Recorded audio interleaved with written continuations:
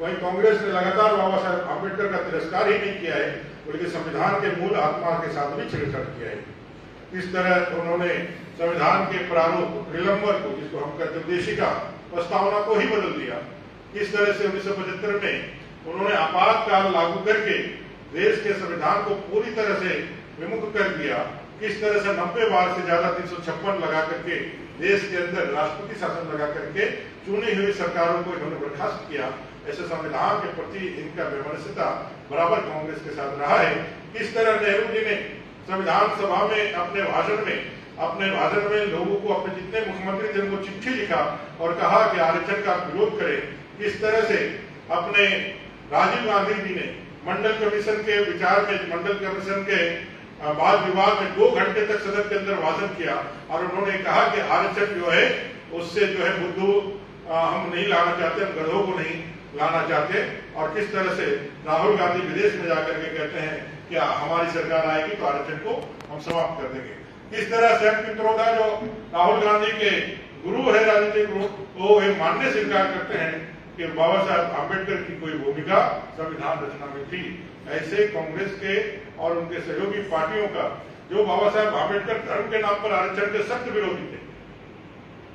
संविधान सभा में लगातार इस बात पर विमर्श के बाद, विचार के बाद कि धर्म के आधार पर आरक्षण हो कि जातीय वर्गीकरण के आधार पर आरक्षण हो, इस विचार को पुष्टि करने के बाद ही धर्म के आधार पर आरक्षण को समाप्त किया गया। लेकिन आज वही कांग्रेस कर्नाटक सहित पूरे देश के अंदर धर्म के नाम पर फिर से मुस्लिम लीग का जिस तरह से विचार था और जिस तरह से मुस्लिम लीग ने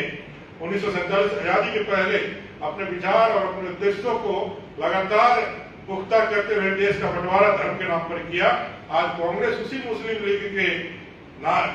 लीग का स्थान लेने के लिए आगे बढ़ रही है और धर्म के नाम पे आरक्षण को यहाँ बल दे रही है। ऐसे तमाम कांग्रेस के ठेकापरस्ती को, उसके छद्म को और लगातार वैमनस्यता फैलाने की जो कोशिशें चल रही है, जो संविधान की प्रतियां लेकर के लोग दिन रात यह गलत नेरेटिव पैदा करने की कोशिश कर रहे हैं कि बाबा साहेब आम्बेडकर का संविधान और देश का लोकतंत्र खतरे में है, वैसे सारे लोगों का पर्दाफाश करने के लिए इस कार्यक्रम अभियान के माध्यम से हम लोग जाने वाले हैं। 1952 के चुनाव में जब बाबा साहेब आम्बेडकर को हराया गया, तब 14,000 वोटों से बाबा साहेब आम्बेडकर हारे थे और लगभग 18,000 मतपत्रों को अवैध घोषित कांग्रेसियों ने किया था। आज जो रोना रोते हैं कि भाई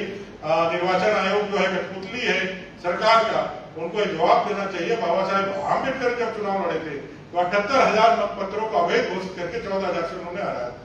ऐसे दोहरे चरित्र वाले कांग्रेस और उनके तमाम नेताओं को पर्दाफाश करने के लिए और जनता में सही विषयों को, जो कौन संविधान को आदर देता है, कौन संविधान का सम्मान करता है, किसने बाबा साहेब आम्बेडकर के नाम को न सिर्फ देश में बल्कि 2014 में जीतने के बाद 2015 में